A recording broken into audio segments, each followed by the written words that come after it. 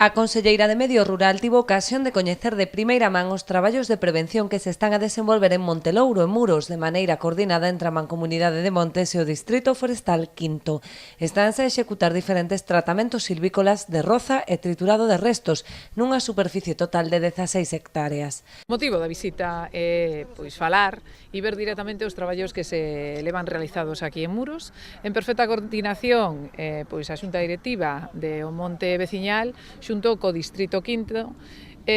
porque así nos lo viñeran trasladando ao longo deste ano e, polo tanto, xa se comezou a traballar e xusto ás nosas espaldas temos o froito dese traballo, que son traballos de silvicultura, que se enmarcan dentro de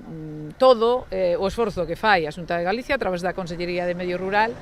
dentro do ámbito da silvicultura en todo Galicia. Esforzo que este ano se cuantifica en máis de 11 millóns de euros que a Consellería destina a estes traballos, 8 deles a actuación de control de pragas, ordenación de montes e creación de infraestructuras forestais preventivas. Os 3 millóns restantes están a investirse na rexeneración das zonas danadas polo lume para favorecer un maior aproveitamento económico e social da superficie forestal. Por lo tanto, que a xente disfrute a nivel económico dos froitos do noso monte, pero non só a nivel económico, sino tamén medioambiental e, ademais, tratando o monte dentro da parte de vista social, é dicir, que todos os galegos e as galegas, todos os que nos poidan visitar, poidan palpar e ver as bondades que temos en Galicia, donde o monte, sin dúbida, é unha delas.